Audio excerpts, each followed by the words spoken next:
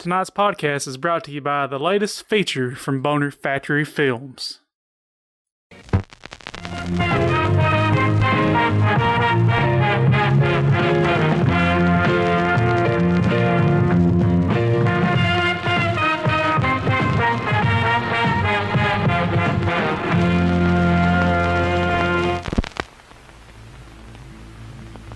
Coming this summer, Cambridge's most prominent becomes New York's most feared. Stephen Hawking is Wheels of Justice. I have become an inescapable singularity of justice. Armed with a nuclear reactor-powered wheelchair and his trustworthy chimp sidekick Newton, Stephen Hawking is taking the fight to New York's ne'er-do-wells. Wheels of Justice. Help me! This lady is being raped! Do not worry, I have a 98% chance of stopping this crime. You think a crippled retard is going to stop us? Do not let this chair or drooling mouth fool you. I have trained my mind at Cambridge to collapse your quantum wave function at one Planck interval. Good luck, retard. Eat total protonic reversal, you uneducated dullards.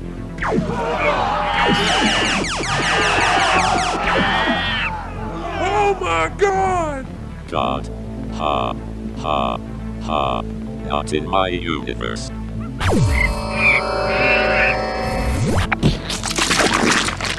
Even though his god-cursed body is weak and frail, he rides on the wings of hell. Stephen Hawking is Wheels of Justice. I've come here to compute ass and chew bubble gum, and I'm incapable of chewing.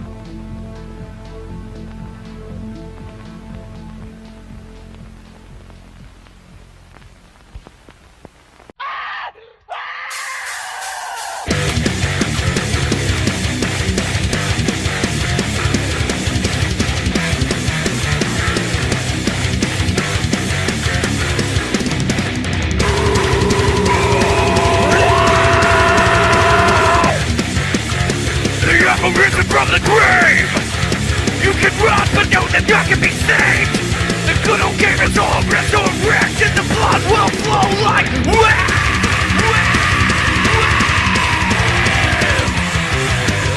but now you know their names!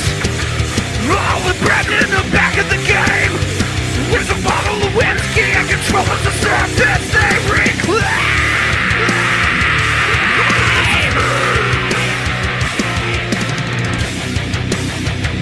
All the good old gamers punch you right in the dick.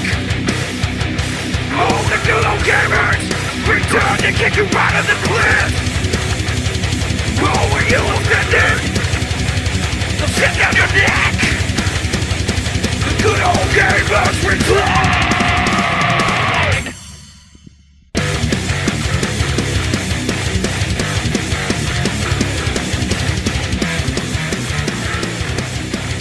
You're absolutely right.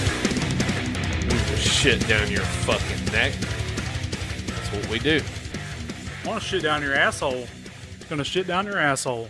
That's an ass shit infusion inversion. Uh-huh. That's what they call that. It's a often talked about, rarely seen thing, somewhat like a unicorn. That's my favorite wrestler's finisher.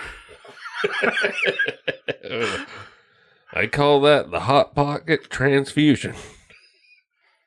I'm wild. That's Brandon. Hey, go fuck yourself. Oh, yeah. Yeah, I think I saw Honky Tonk Man do that to Hulk Hogan. Yeah, then Hulk Hogan just got angry and started dropping the N-word a lot. As one does. Brother. In that situation. It's Hulkmania. WrestleMania, Racist Mania, brother. It's N-word mania. N-word mania, brother. You don't like it, I'll put you in a headlock. Suburban Commando, that was a good movie, brother. Oh, it's fucking June 7th. Year of 2021 AC. That's after COVID. Mm-hmm. Still technically during COVID. Yep. We're back again. We're smoking some cigars. Yep. Split old Mark Twain. It's fucking delicious. It ain't bad. It's pretty Strong. smooth. It is. It's smooth. You can tell it's got some nicotine behind it. It does. It does. It's for the size though. I think it's still pretty mild on the nicotine compared to my diesels. It doesn't have that like insane throat hit. Yeah. Like other ones, would, I guess. Does that make sense? Yeah. Well, Brandon, how's life with you this week? Yeah, I've not thrown myself onto the train tracks and drunk myself to sleep. But I think about that often. I do the latter, just not the in front of the train tracks thing. I tend to pull the drinking myself to sleep thing every now and then. I mean, the more I think about it, it's not a bad way to go. Just get blackout drunk on the train tracks. You ain't gonna feel a goddamn thing. Well, I've thought about it before because I've been incredibly downtrodden and drunk before. And just even when you do anything, you don't remember it. You could be like, wow, what if I'd walked into a river or something? I'm around so many fucking rivers, but what if I walked into one? I would have never known it because I don't even remember who I was hanging out with the night before. So I get it. It would be don't peaceful. even remember what you put your dick in or anything. I tried to do that for the last 7 years of my life. But anyways, there was something I was going to say. Missed all that. I don't guess it matters. Nothing matters, Lyle. No. That's the meaning of life. Nothing matters. You're right. But Metallica said it best. Nothing else matters. Yep. Well, what a despairing way to start a podcast off. Like usual. I think, though, we should just keep it in good check with our old format. And let's just kick this episode off with a little news.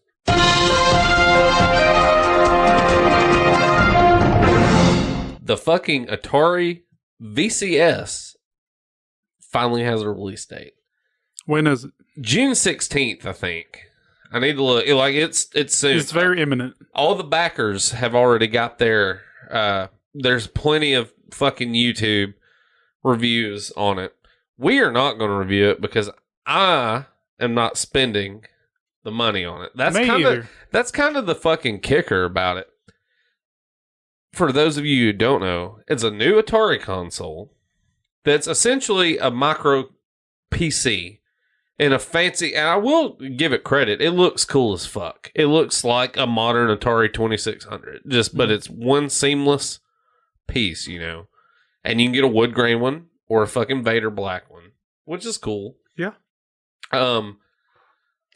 But launch price with the way I think I read it, because it can't launch without a fucking controller. It just can't. But there's one that's $299 and one that's $399, and I'm assuming the $299 one has a wired controller and a Joy. I could be wrong, but like some wired controller type. But if you want the Pro controller that's wireless, $399. Damn. $399 for a goddamn Atari. There's no way this is gonna be profitable. Well, it's gonna be profitable, but is it gonna be really successful? It's not meant to stand toe to toe to next gen. No, of course not. And I think the selling game for it is a new Missile Command. Oh joy! And you can. All I've seen is clips on YouTube of people, showing the display, now, the game store and all that. Was it this system? They had Baldur Dash Deluxe on there. Was it this system? When's the last time you played Baldur Dash, Brandon? Just answer me that, and I'll quit interrupting you. Never. Okay, then. Was it this system or a different one that Doug TeNapel is making the new Earthworm Jim for? That's the new Intellivision. New Intellivision. That's right. That Intellivision Amico or that sounds about right. Something like that. It actually kind of looks cool. Because if they're not just Mike Kennedy in the thing, the whole shtick of it is no game on this console will be more than this amount. And it's all, supposed to feel like old shit, I guess. The only way any of these systems will succeed is by exclusives. Oh, yeah. Because if there's a new good Earthworm Jim on this console, on the Intellivision, that's got my interest peaked. not saying I'm going to necessarily buy it, but But if I'll that's be the looking only at way it. you can get it. If that's the only way I can get it and play it, then yeah, I'm a lot more Well, I tempted. mean, the dude that started Earthworm Gems is the ones on the board for that. Yeah, Dr. Like, Naple. and they, like, that's something I'd read that they were. I think the main guy behind that is fucking Tommy Tallarico or whatever. The music guy did all the music for the 90s games. Shit. I think. I could be wrong, and I'm sure if I am wrong, there'll be one of you Chutley fuckholes out there to correct me. And if you're a friend that corrects me, I'm sorry, I don't think you're a Chutley fuckhole. Yeah, he does. Yeah, I do. He thinks that all of his friends. I do. I'm a terrible person. Ooh, Coleman is busy right now. I could dash if I wanted to. Nope. You make more money doing this podcast, let's face it. Uh-huh. Yeah, I make tens of cents. That's all it takes in today's world. I got paid in 14 Dogecoin for our... Oh, something, though. I realize, we've been doing this podcast for almost 7 years now? Sporadically, yeah. It's kind of weird. Just a little bit. Anyways, other news. Any day now, we're going to get that. Maybe even by the time people hear this, we're about to get that Switch Pro announcement. Mm-hmm. E3's this weekend, isn't it? Maybe. I don't really keep tabs on it. I think it is. The older I get, the less I give a shit about new video game stuff. Because I'm turning into a boomer. One of these video games, besides things you hook up to your TV that destroy it. I need a new Switch to replace my old one. Mm-hmm. So I'm thinking about waiting and getting the Pro. But I read a thing today where Nintendo's already said they don't really intend the Pro to compete with the Xbox PS5 because the Switch is going to hold good on its own anyways. Yeah, it doesn't You can't have fucking to. find a PS5 right now. You can barely find Xbox. Good games in and the there whole... ain't shit for them that are a good reason to buy them right now. Good games and the whole Switch gimmick is all they need to succeed with the Switch. That's honestly, I don't even like the Switch gimmick too much, which I'm using it more than I thought I would because the portability of it. I actually take it to work. It's where I play it most because, I'm a hard worker like that. Download XCOM 2 on it. And Let me get your brain to stop bleeding so I can kill some aliens. yeah, I mean, I got to save the world, man. You think your stroke's important? The whole world's on the line. Accurate. Oh, and I don't know if this is so much news, but I saw an article talking about the game Avowed. Have you seen that one? No. Okay, Avowed is a Elder Scrolls-like game made by Obsidian, who's probably my favorite developer. Obsidian made the Pillars of Eternity series. They made Outer Worlds, Fallout New Vegas, the only good modern Fallout in my opinion. Which I've never played. It's Everybody I've talked to, though, is like, play New Vegas. of the modern 3D Fallouts, it's the best one. It's the only one where your choices really make it shit. Oh, really? Yeah. And their developer roots go way back in the day. They've made Tyranny, which is a pretty cool RPG. I still need to play all the way through. But anyways, the Avowed is a Elder Scrolls-like game. First person, open world. And it's set in the Pillars of Eternity universe, which I'm pretty stoked about because that's a great story set. It's so much better than the Elder Scrolls set. And I mean, I loved Morrowind back in the day. Still like it. But the whole setting of the Elder Scrolls fucking sucks, dude. It is the most generic high fantasy bullshit.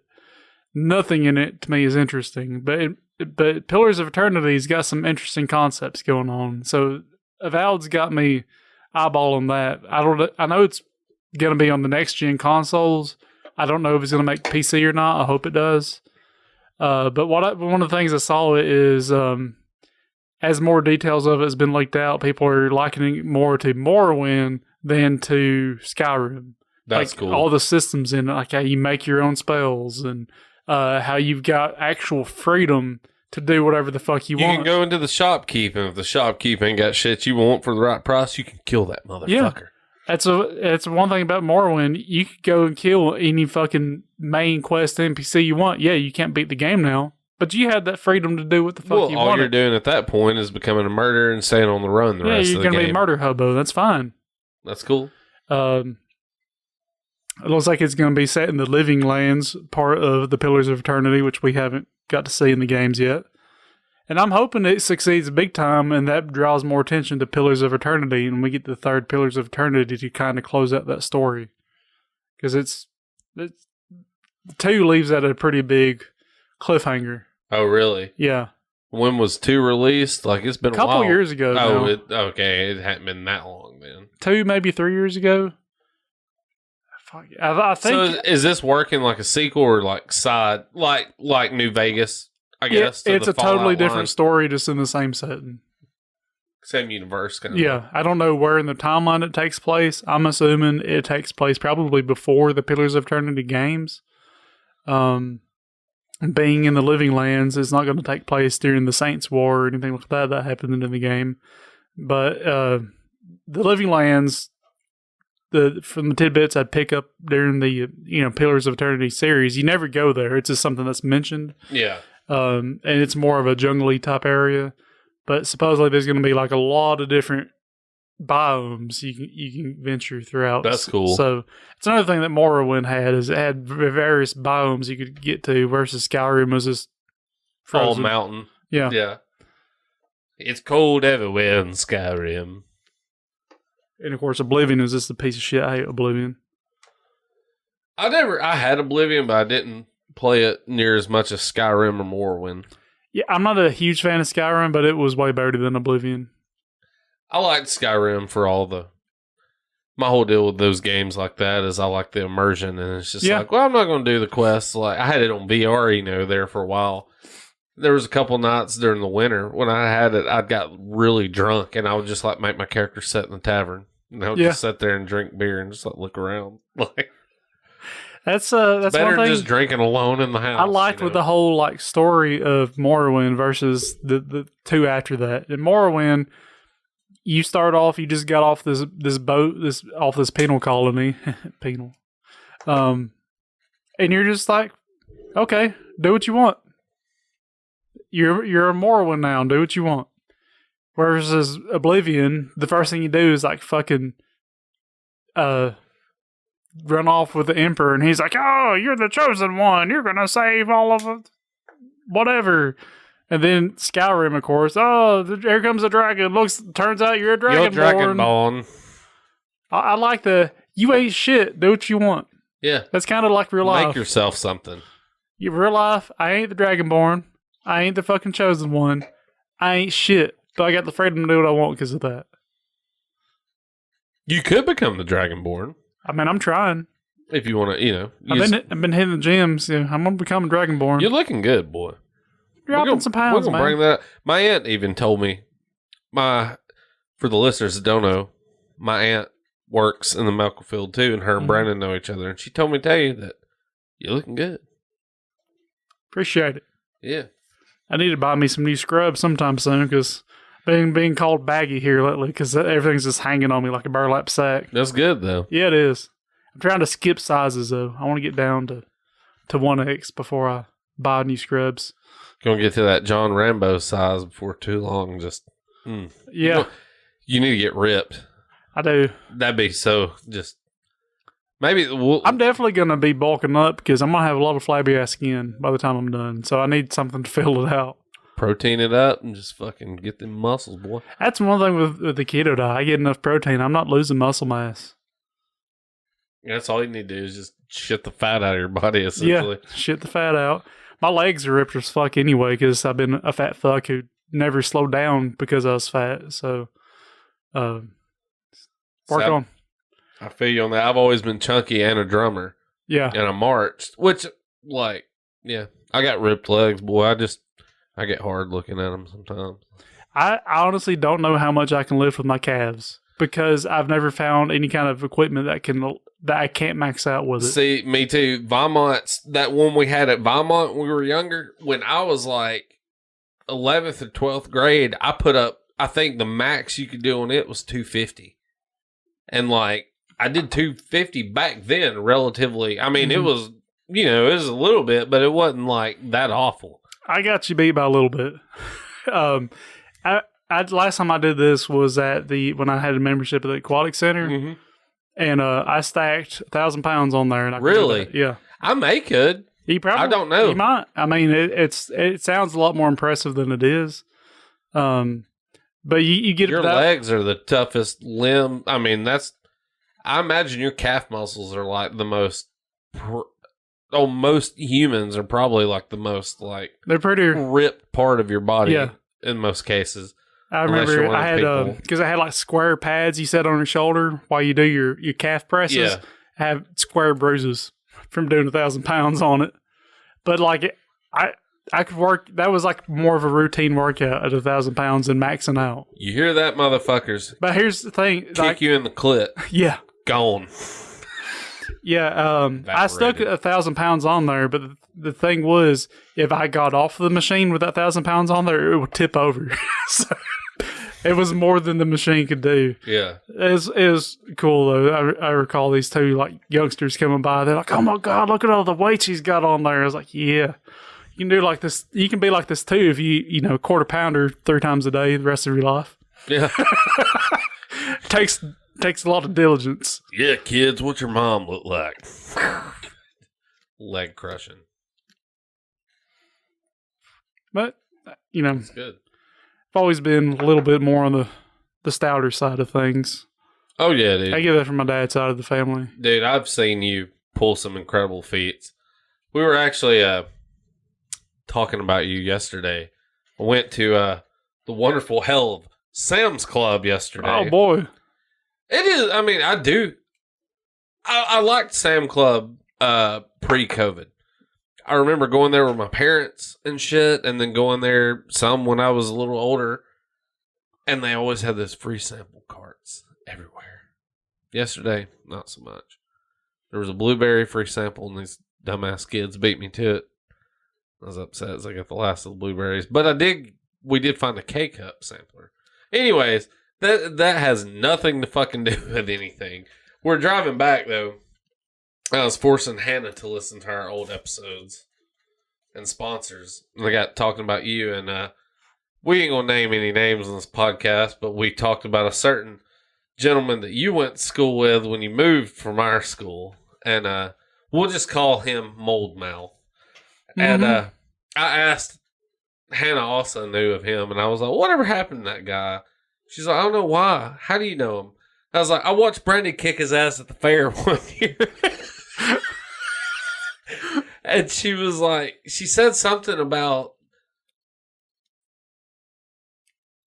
somebody slammed the head of him or something. And I was like, awful funny, because speaking of head slamming, I seen the same thing happen with Carlos Santeria at school one time. It's one of my favorite moves. It was luckily we grew up in the 90s, so we had TVs on carts in high school at that point. 2 in time. TVs. And it was just very conveniently placed that day you got bit and assaulted. Mm-hmm. You didn't get in trouble, though. Did not at all. Me and you got into all kinds of things in school. Yeah. I know we've talked about it on the podcast before, but since we're just reminiscing, maybe we should talk about this meatloaf. Oh. That guy's redeeming quality is he had a Dallas Cowboys hat made out of a tire. And he was, 15 in the 7th grade or something like that? 6th grade. Yeah. At 15, yeah. Yeah. He'd pick on us and put his fingers down our ear. And Brandon just cold cocked the shit out of him one day. And so we get called in the office, and our fucking coach was in there, and he goes, now, boys, I'm going to ask you a question. What about this meatloaf? Yep, that was our nickname for him, Meatloaf. That was his defense. They call me Meatloaf. We didn't get in trouble for that, though. I got suspended. You did? Yeah, I got suspended. Oh, damn. Well, oh well. Fuck him. Oh, he got suspended too, though, didn't he? Not like he gave a shit. Yeah, I mean, he's already prepping to grow a garden and have a family of 18 kids, and he's 15 and in 3rd grade. Yeah. Anyways. He's gone the farthest of anybody in his family in school. It makes me think of fucking Arlie Ermy on Full Metal Jacket. You just like, oh my God, did your mother have any other children that lived? You know, thinking about that shit though, I honestly do think half the fucking problem with like this whole school shooting thing is kids can't fucking fight in school anymore. They get the cops involved and it's a huge fucking deal.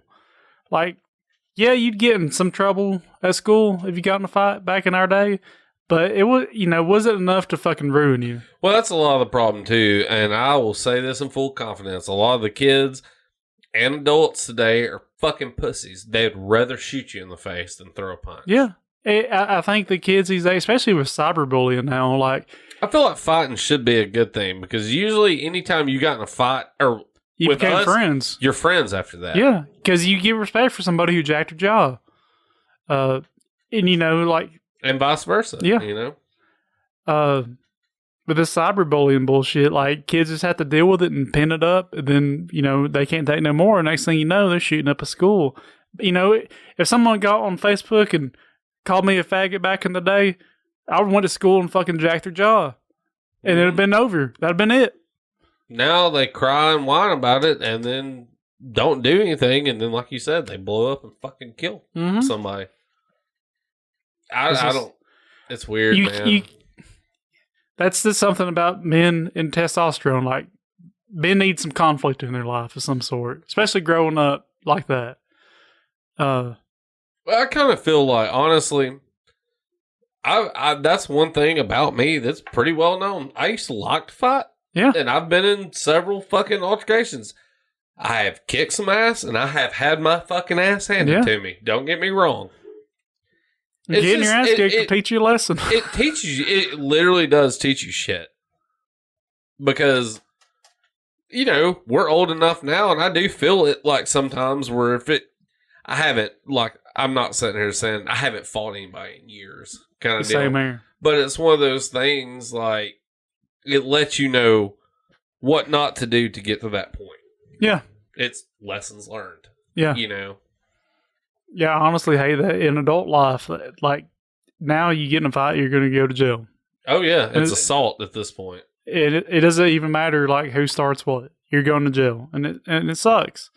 I think there'd be a lot less bullshit in general life if you can get away with fucking cold cocking somebody, people wanting to go to McDonald's raising hell over a fucking cheeseburger, and the employee might reach over the counter and fucking knock your teeth in. A lot of people fucking need that, too. Yes, they do, like, desperately.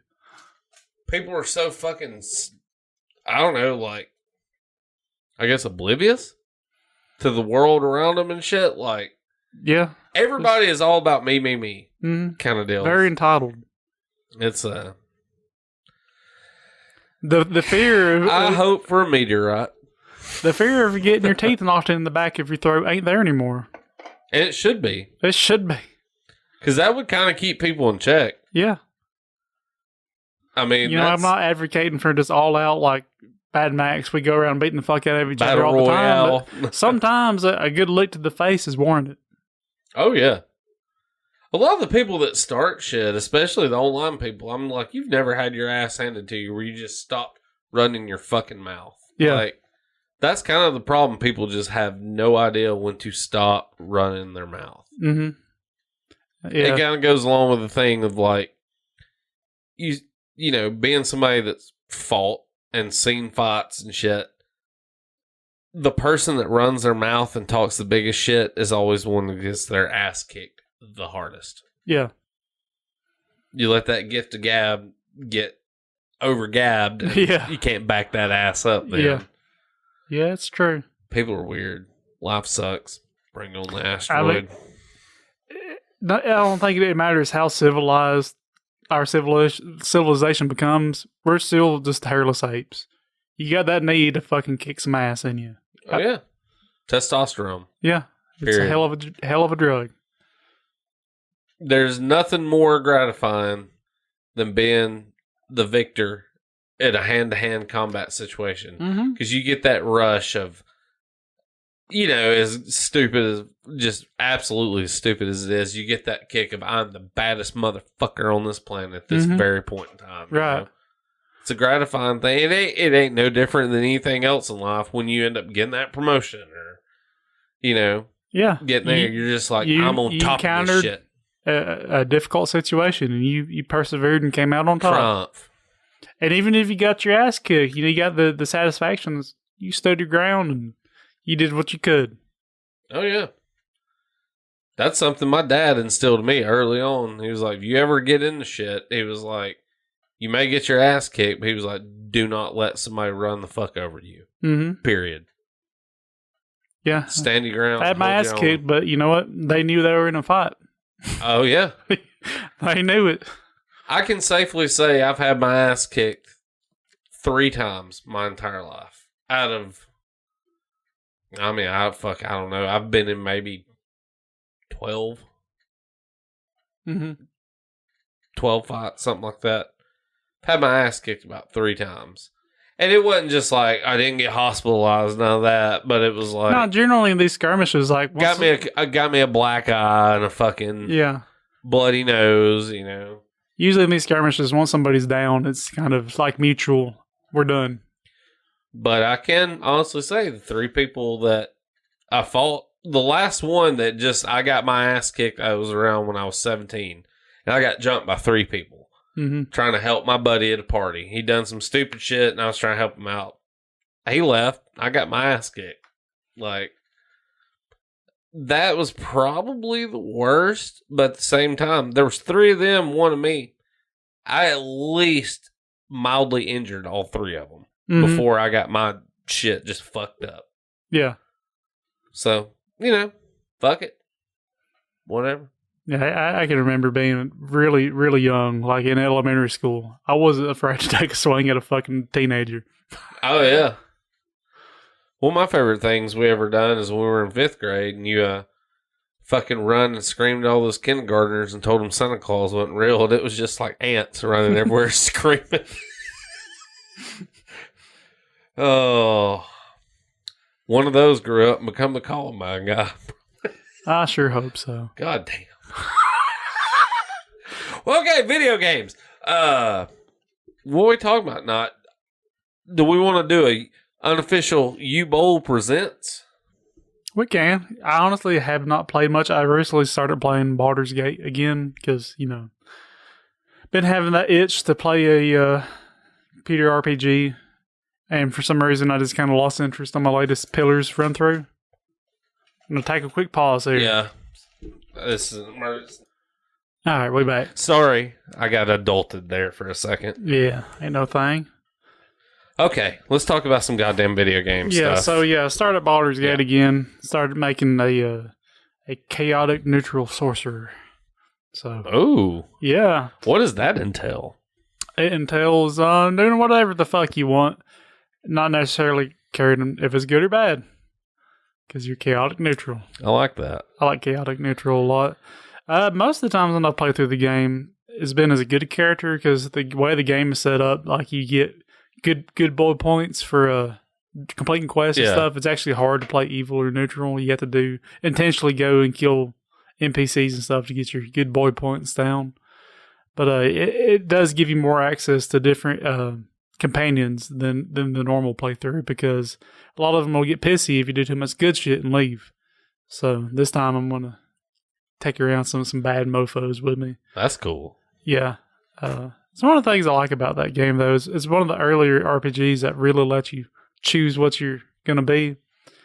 And it has a lot of the, your special blah, blah, blah bullshit, but it doesn't just slap you in the face with it when you start out. You start off as this nobody in Candlekeep, and you're escorted away with who you think is your father, Gurion, and you get waylaid and by basically the boss of the game. He comes by, kills your father, and so what a dick. Yeah, which your father was pretty badass, Gurion. Like it was the main boss of the game, and like 5 or 6 other people.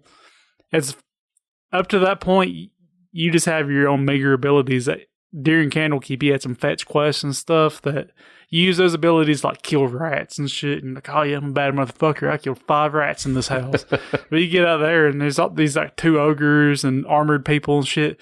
Grind to start slinging spells and blowing them in pieces. But the boss kills Grind, your father. So it more or less gave you a chance to run off and weep and moan and bullshit. But you get to do the whole Scar Mufasa thing. Yeah. Leave this place, Simba. Yeah.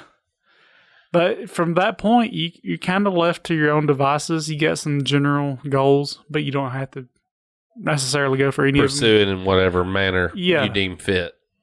So it's one of the things I really liked about it. The companions in the game are what really make the game.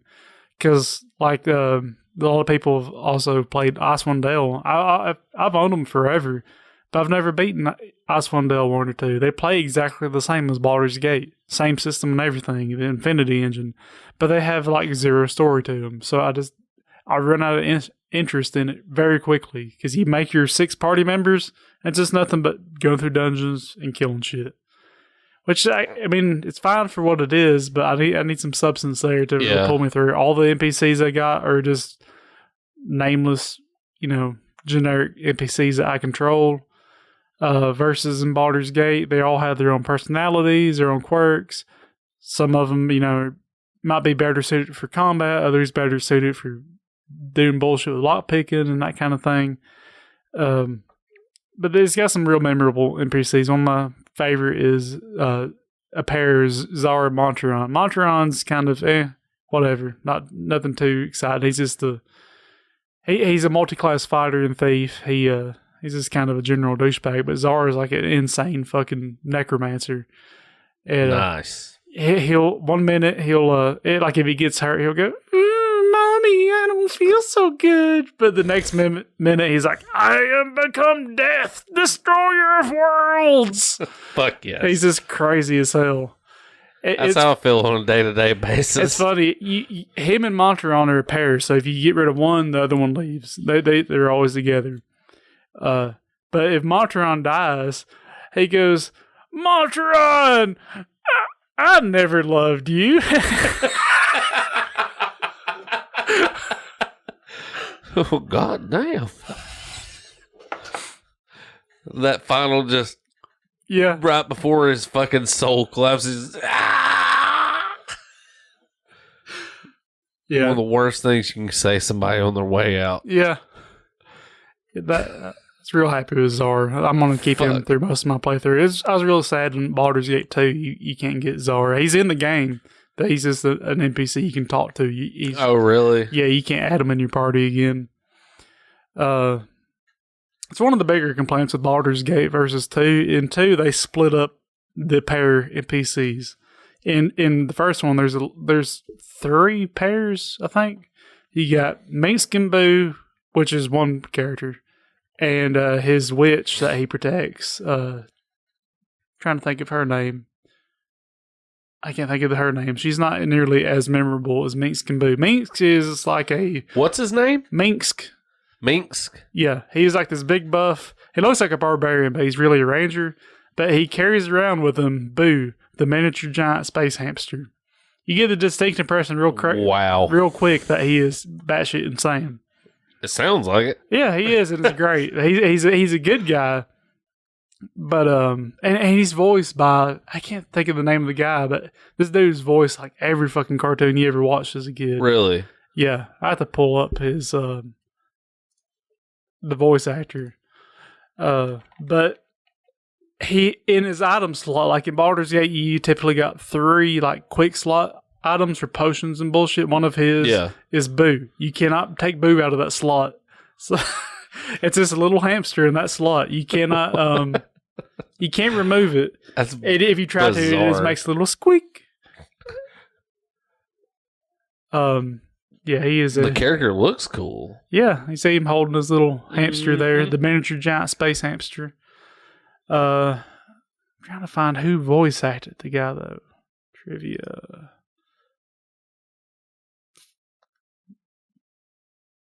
Who the fuck voice acted him? I'll just type that in the Google machine. Minx voice actor. Jim Cummings. Okay. See what all he's Was done. he a Ninja Turtle? Maybe. No. He is known for... Tigger. Yeah, he was Tigger.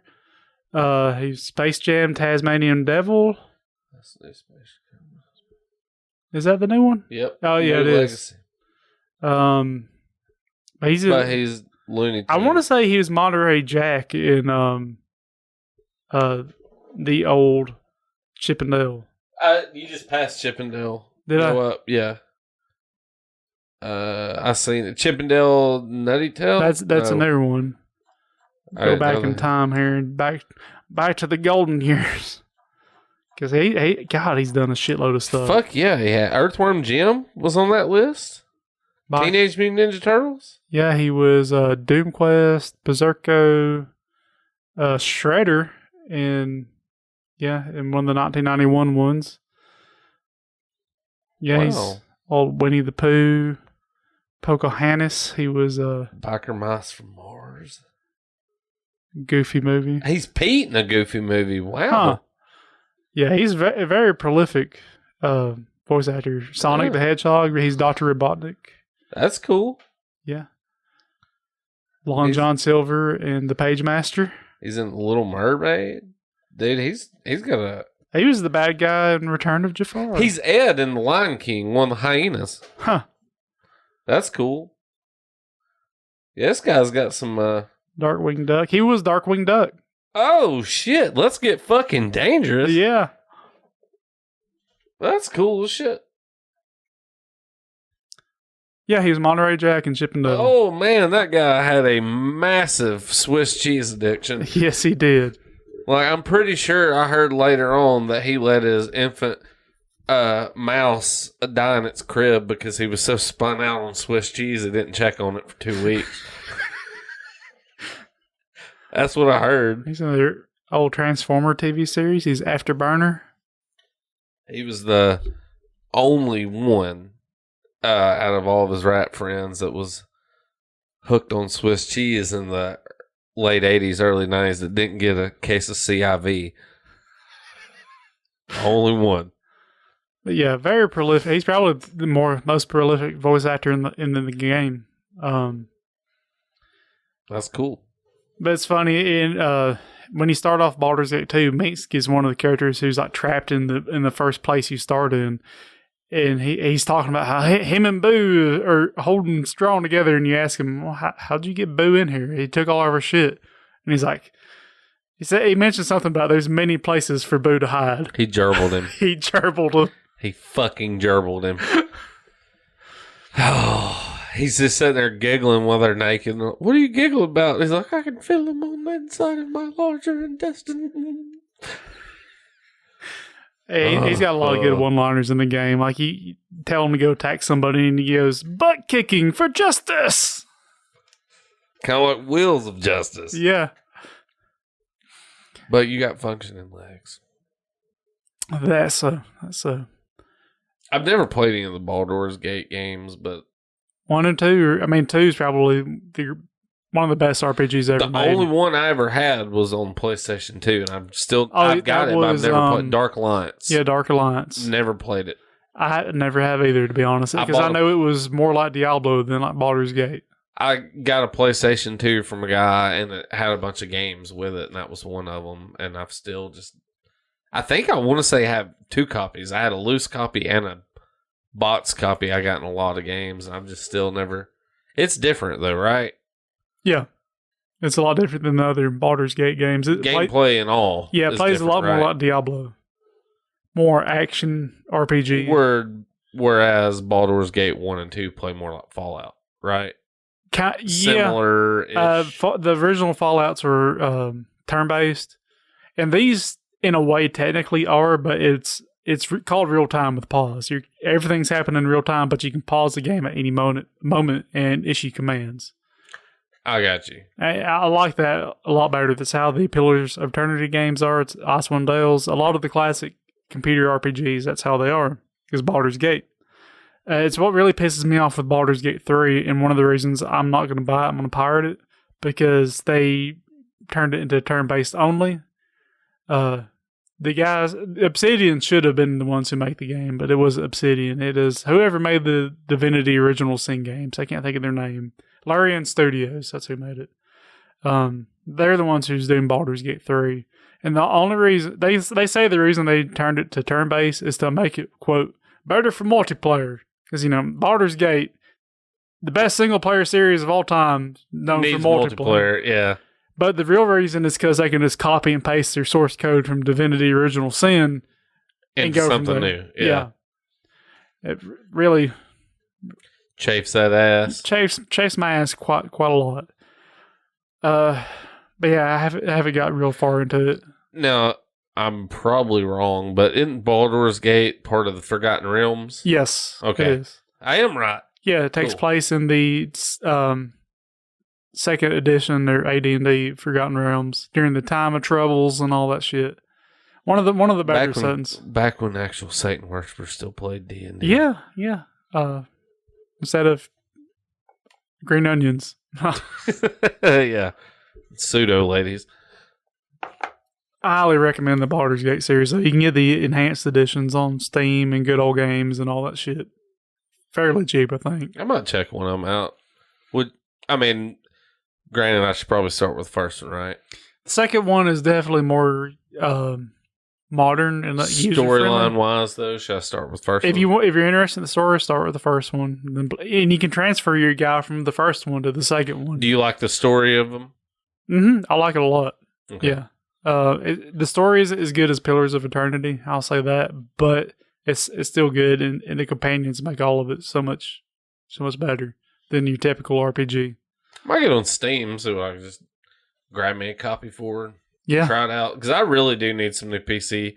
The only thing I play on my PC is either Minecraft or Valheim, and they're both the same fucking thing, essentially. Yeah.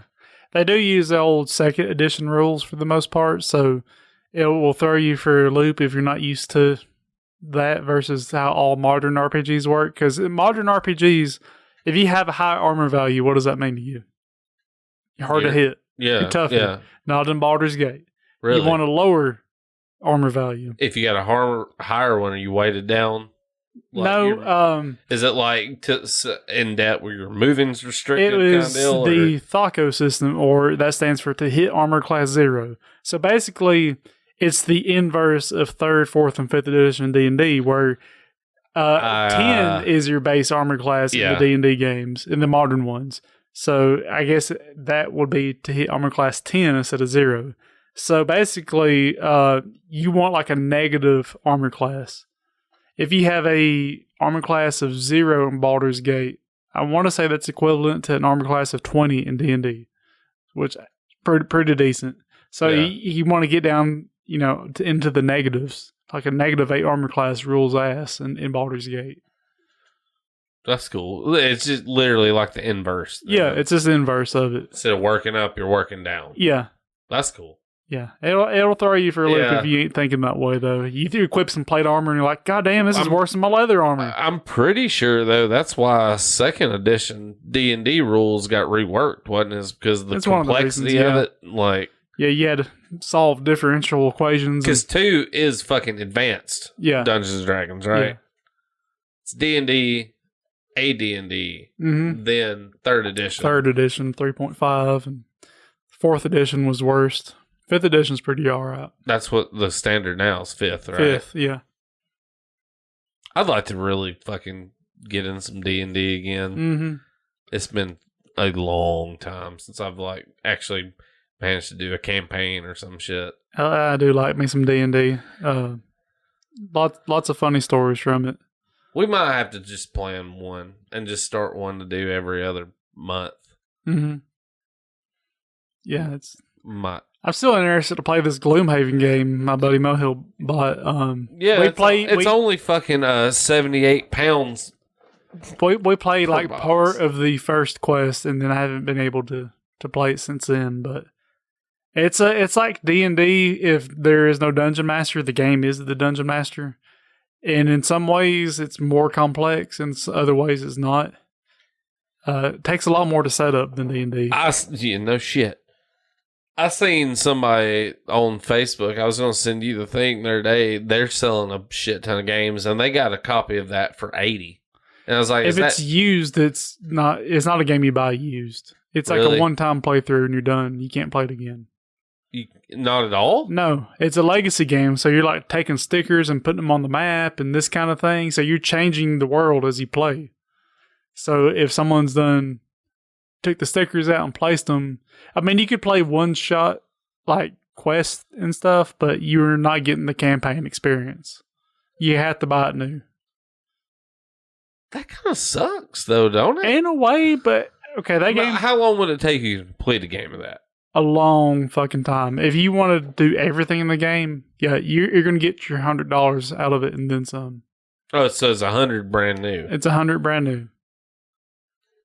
I really expected that thing to be like $200 or $300 because it's so fucking massive. It used to be back when it was more of a Kickstarter exclusive thing, but you can get it retail for about $100. Legacy games are like that, though. Like that King's Dilemma that's up there is a legacy game. We that's played the through one it. you told me that I would probably really like. Yeah, it's more of a political debate system where you're voting on things on how the story goes. We're going to produce a rich filibuster. The best filibuster nuts for the best of them. Yep. Ross Perot taught me. I had fucking Ross Perot's Filibuster Extreme Alpha Turbo for America edition back on the day on my Slappy. Yeah, it was a great fucking game. Was the only game on the console to have the actual Ross Perot seal of approval. Yeah.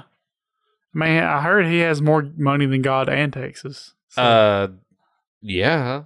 I mean, Ross Perot lived to be like 86 years old, and then he died on the cross for your sins. Yeah. And had money while he did it. Yeah, I mean, his cross was made out of stacks of hundreds.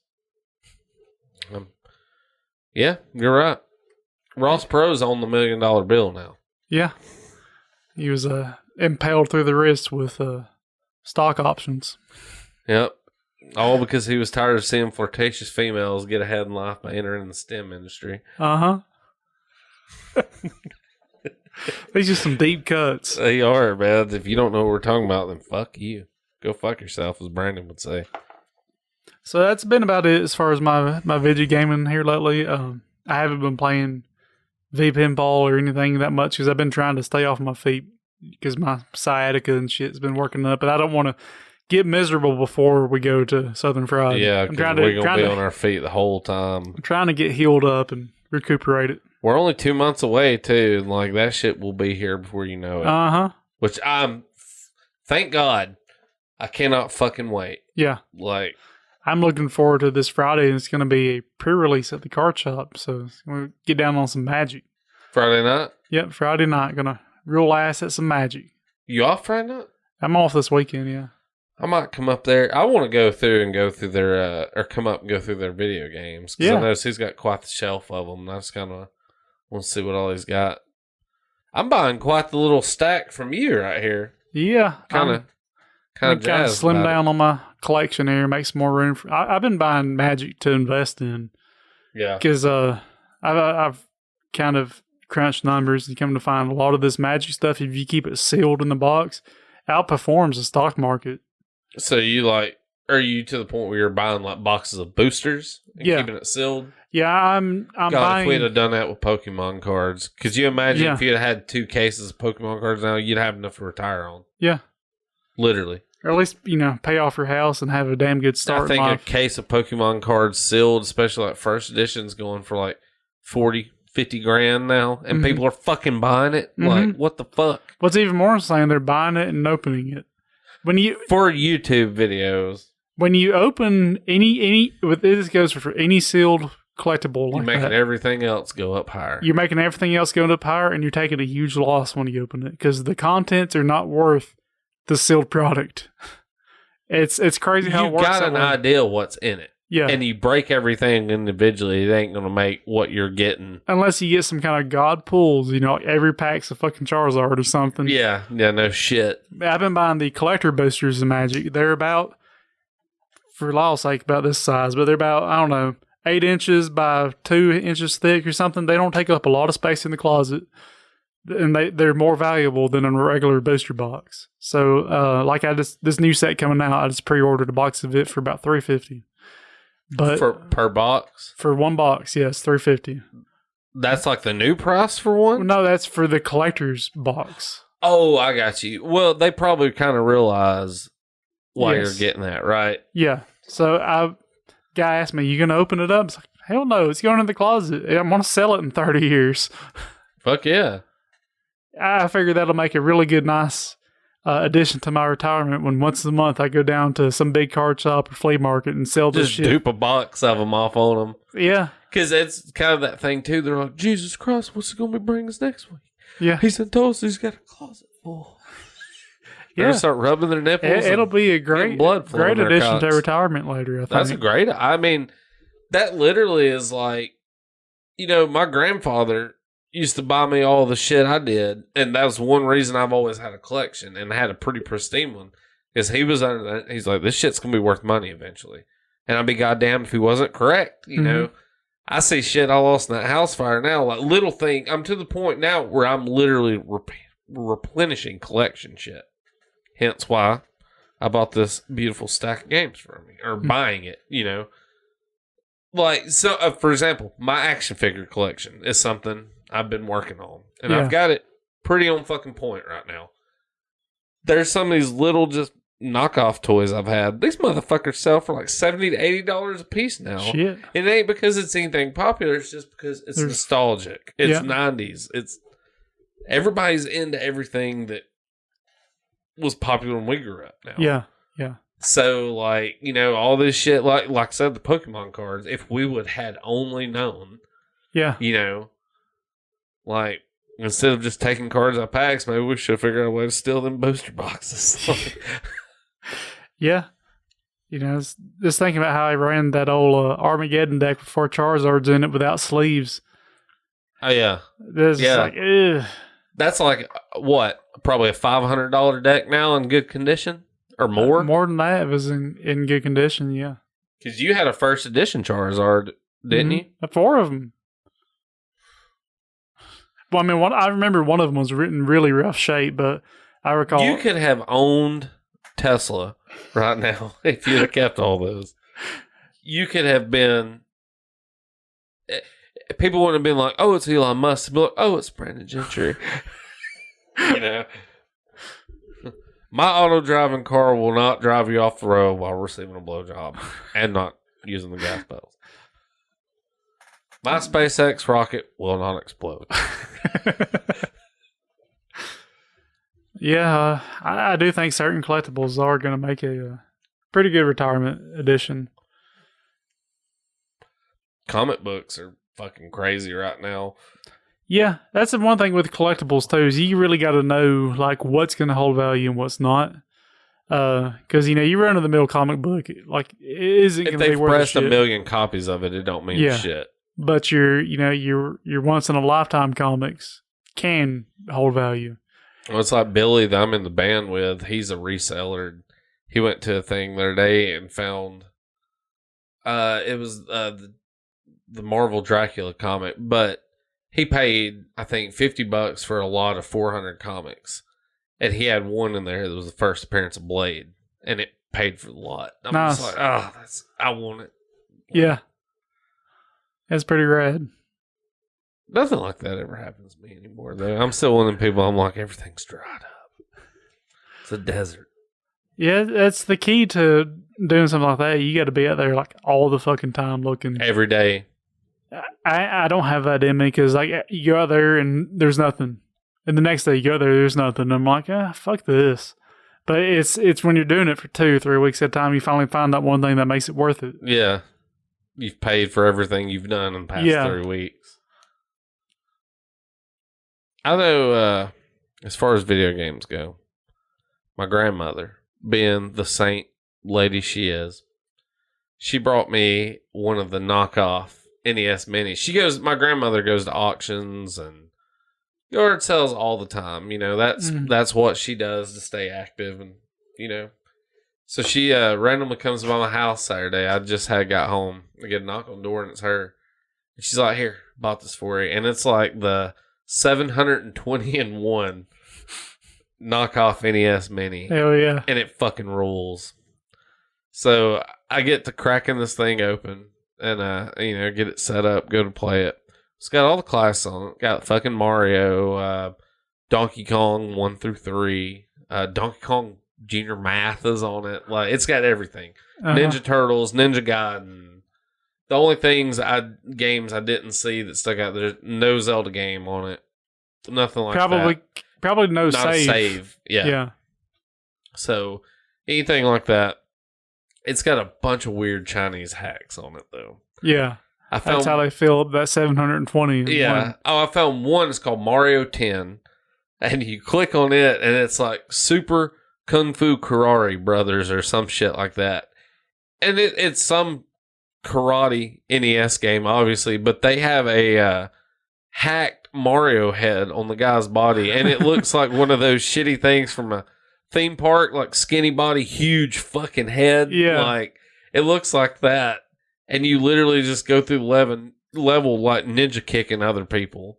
So there's that one. There's another like ninja hack, this Mario 12, and it's Mario with a bow staff that shoots fire, and this actually got Koopas and fucking like the Spock shell turtles in it. But it's such a bad hack, you get to the end of the level and there's a thing you cannot fucking jump over. It's just like, it's goddamn impossible. I could not figure it out. So I quit that.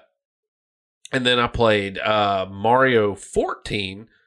Oddly enough, there's no Mario 11 nor 13. That's all in twos. Yeah. Mario 14, though, is a really weird hack of Mario 2. Actually, I don't think it's a hack. I think it's just Doki Doki Panic because it's got the original fucking characters. So okay. That's just, it's got some clever relabeling. And this is an NES Mini, mind you. It has Mortal Kombat 4 on it. Nah. And Mortal Kombat is spelled Combat. And then there's another one where it's misspelled. And it's Mortal Kombat 4. Kombat. And all it is a recolored version of the Game Boy Color version. Oh, hell. It's awful. There's 36 characters, right? 4 lines of, or no, not 36. 32. I'm an idiot. I can't do math. There's 4 lines of 8 characters. All 4 lines are the same 8 goddamn characters. You got Sub-Zero. You got Striker. Shiva. Sub-Zero. The other 4. Next line, same 4. But it's all one big pickable, like Mortal Kombat is. So it's just like, well, that's weird. You can pick Sub-Zero. Or Sub-Zero. Or Sub-Zero. Sub-Zero. Yeah. Or my favorite, Sub-Zero. There's no Scorpion on it, though. Oh, I'm hell. like, how is this Mortal Kombat? So, it's got Street Fighter 2010, which is an awful NES game. But it also has Street Fighter 2. And it's the fucking Game Boy Color version of Street Fighter 2. Plays just as awful as you'd imagine it would. So, go. It's got Ghostbusters. Don't even fuck with it, because I know better. But it's got a bunch of games. One of the games I did play on it that's weird. I only made it a 3rd level a couple times. There's a game on here called Milk and Nuts. Yeah, it's my favorite game. I don't know if it's an actual game or not. It looks like it, but you literally look like Kirby. And it plays like Donkey Kong Jr. There'll be like 3 pieces of fruit throughout the stage, and you have to climb these ladders, and you get this little blue asshole that's trying to eat you constantly. And every now and then, he'll try to jump across the platform bottom. He'll just commit suicide and fall off the screen and reappear.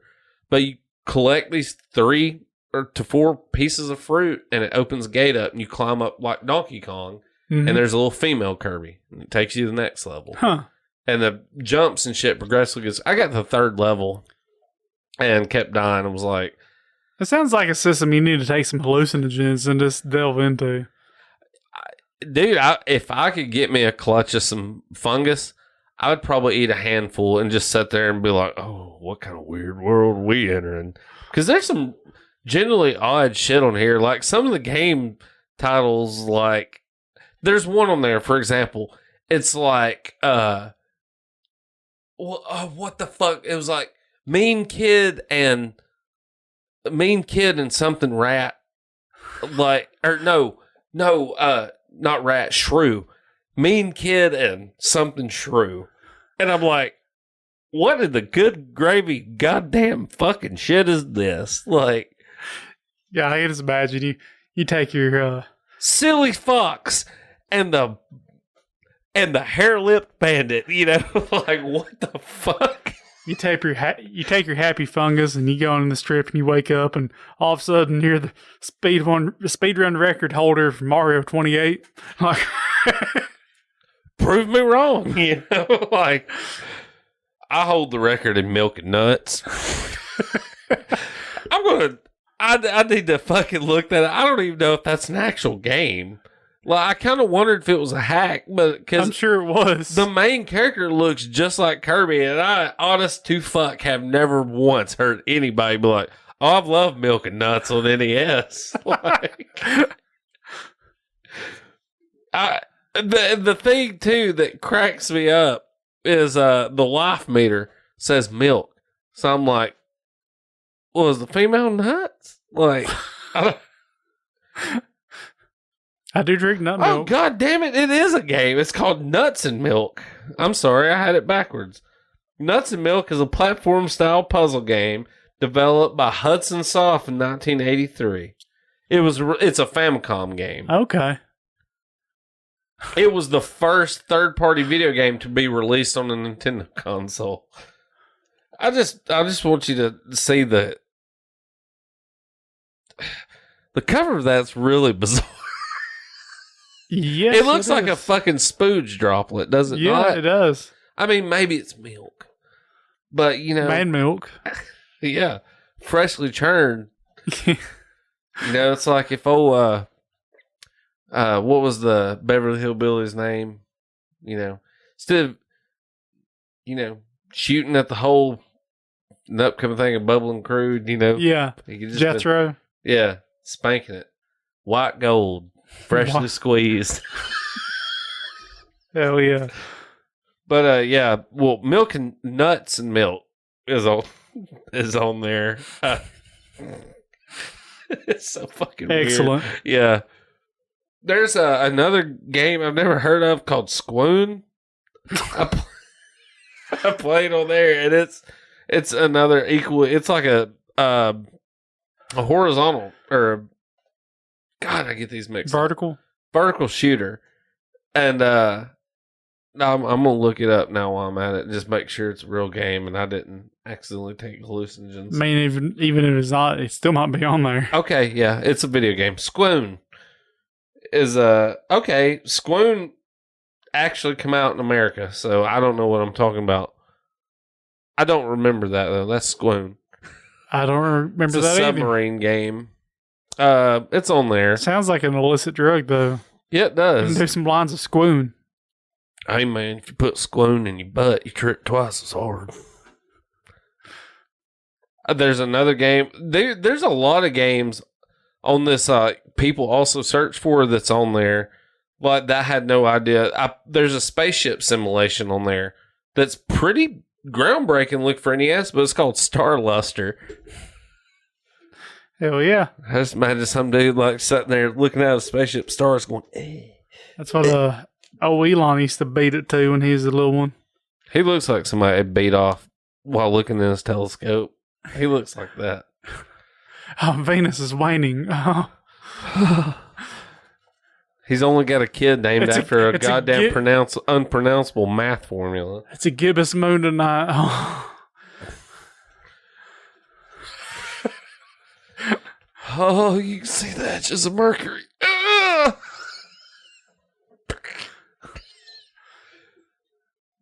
Look at the crescent moon. Oh, it's a curvy moon tonight. Got them curves. That moon is thick. That moon's showing off her BBW. Oh my god. That Crab Nebula looks like a big old BBC. Okay, so if you bowl made Earthbound. So I'm still trying to wrap my head about where the fuck you would go with that. Maybe we should just come back to that.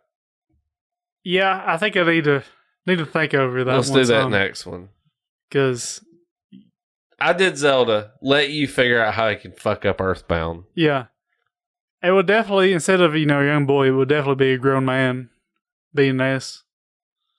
Oh yeah, yeah, and the only contribution I could make to it would be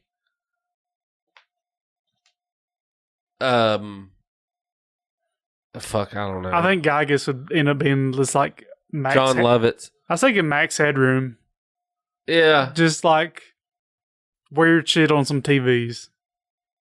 The main enemies in the game are like crazy hippies.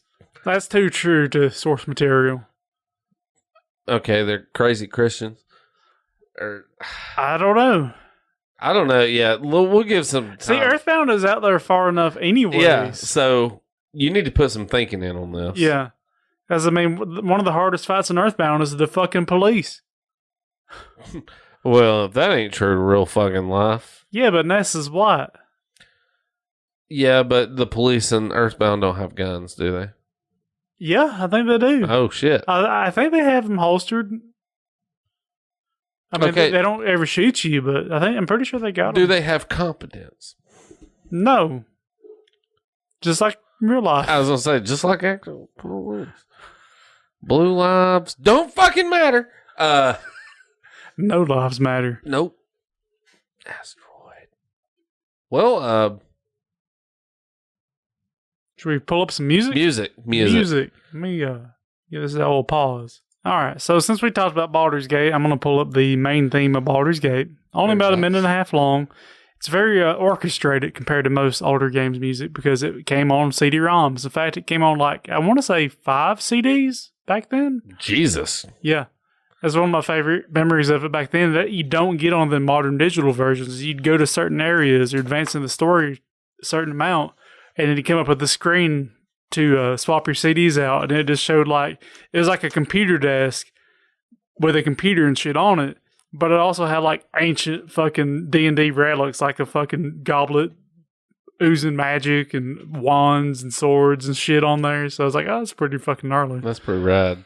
But this is the main theme to Baldur's Gate. I ain't going to sit here and say it's the best music you'll ever hear, but it's pretty nostalgic to me.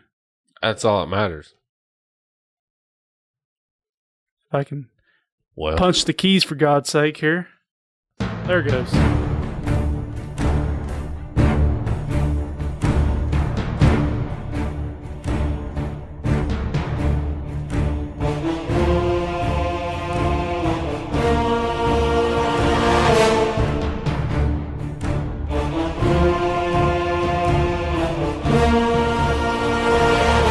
Dig the Gregorian chant there.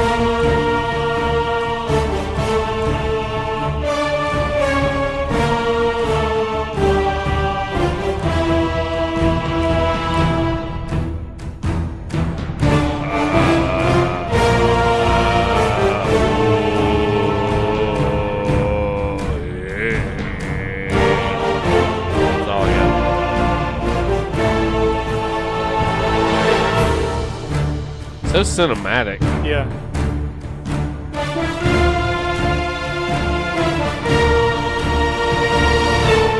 Your wife's snatch is gnarled so hard you and 2 hobbits will lead an assault on Isengard.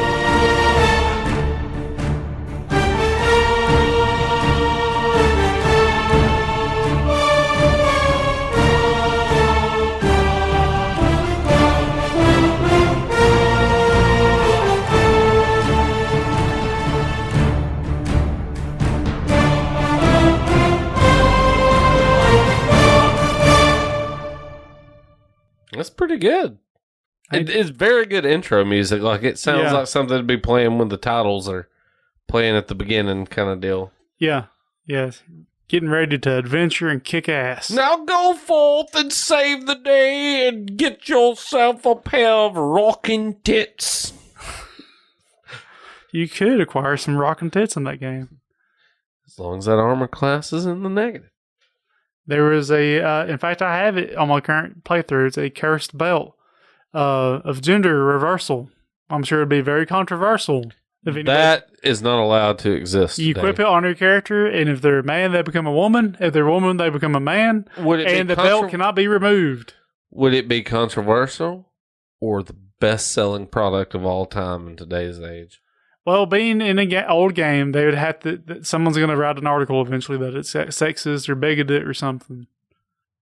Even though it was just a fucking gag. But you wanted to be something different and you put it on, and now you're probably going to be bitching. The only bitching thing about it is, we can't take it off.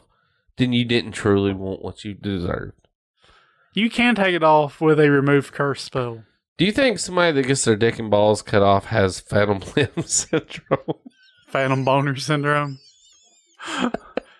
Is that a thing? Probably. You get phantom morning wood, you wake up, you're like, God dang, I got to piss bad. I can't. Got this phantom morning wood. I thought I had a piss boner. That'd be weird. Yeah. Because, I mean, that's kind of part of being a dude. Yeah. Until it ain't. And that's when life starts slipping down the shitter. Part of being a dude is being sick with the flu, but somehow managing the hardest boner you've ever had. Yeah.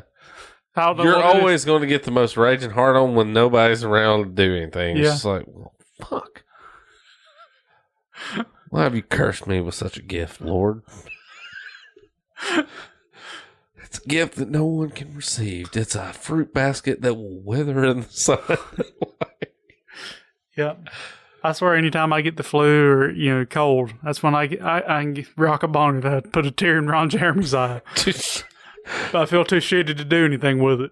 I'm pretty sure he's got a lot of tears in his eyes in prison right now. I bet he's gets celebrity status in prison. He's got to. I don't know though, man. It's like that whole thing. Rapists get fucking murdered in prison. Yeah, I don't know though with him. I think he'd be different. He might end up being like almost a torture device people use. Like some guy crosses another gang, they pin him down. They're like, all right, bring Ron Jeremy. Bring the hedgehog. No! Oh. He just ass rapes them. That's why they call him Colonic the Hedgehog. Oh, that's awful. Well, I mean, it's Ron Jeremy. Yeah, I mean, he was in Ghostbusters for fuck's sakes. He's in a lot of shit. Tomorrow's Ghostbusters Day. For everybody don't know. I did not know that. It is June 8th. That's the day the original released in 84. Okay. There's a good chance we're getting a new trailer for Afterlife tomorrow. Maybe. Cool. We'll see. Did they get an official release date on that yet? November 11th, the day before my birthday. Nice. So, yeah, it's a nice little gift myself. Serendipitous. Yep. They ought to have done something for me after that. I don't know what I'm talking about. Yeah, it ain't worth mentioning. It didn't happen. Yeah. It didn't happen. Something about Queef Busters, I'm not sure. I've been a lot better off had you not brought that up. I was trying to quit, goddammit. I was trying to stop. Well, I know how to ruin a good time. It's okay, me too. About ruining a good time, I'm going to end this podcast because I need to go home. Uh-huh. And go to bed. And go to work at fucking 4 o'clock in the morning. Sounds fun. Sucks. I don't like it. It's ruining my livelihood. It ain't ruining my livelihood. Yeah. My vibes. I ain't vibing RN right now. I'm non-vibing AF, man. Or whatever the little dipshits say nowadays. Uh-huh. Vibing. Isn't that a word now? It is. I'm pretty sure when I heard vibing back in the day, that was talking about something that's battery operated, that's doing a better job than what your dad was. Most definitely. Yeah. Your mom's vibing. It's because your dad drinks too much Budweiser. Yeah. Your dad's got whiskey dick, so she's vibing. Yep. 2 AA batteries is ruining your dad's reputation. What a fucking loser. Oh, that's probably why he drinks to begin with. Makes me wonder if Stephen Hawking's dad is a vibrator. I think Stephen Hawking's dad had working legs. Didn't he? I guess. I get mad at that Lou Gehrig guy for inventing such a terrible disease. What a douchebag. Should have just stuck to baseball. Yeah. People dumping ice on themselves and not doing shit for it. What a bunch of idiots. How funny it'd be if it's like 30 years later they figure out you actually contract ALS from dumping ice water on yourself. So everybody done it. No, it was ALS. The benefits of lukewarm water. The lukewarm water challenge. They used to do that. All it is you wait on somebody to pass out and you put their hand in the bowl of water so they piss their pants in their sleep. Don't understand how that works. I've never seen it work. Like, I've done it to people, but they didn't piss themselves. You just always throw the water on them and just like, dude, you totally just pissed I've done your that. pants. Yeah. And then make somebody be filled with shame, go home and cut their wrist and figure out it was just tap water. It wasn't your urine.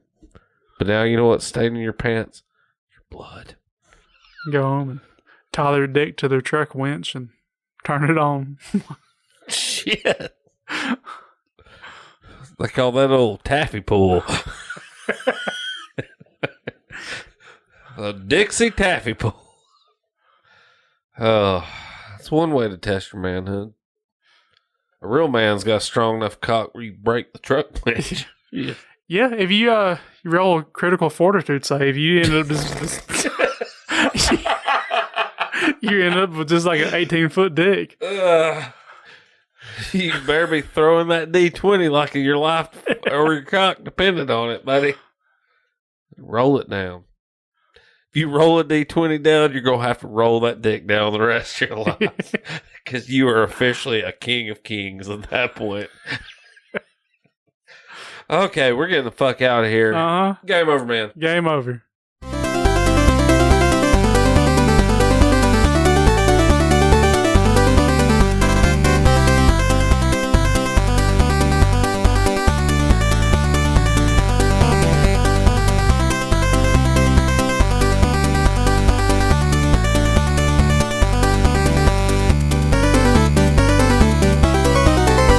I've come here to compute and chew bubble gum, and I'm incapable of chewing.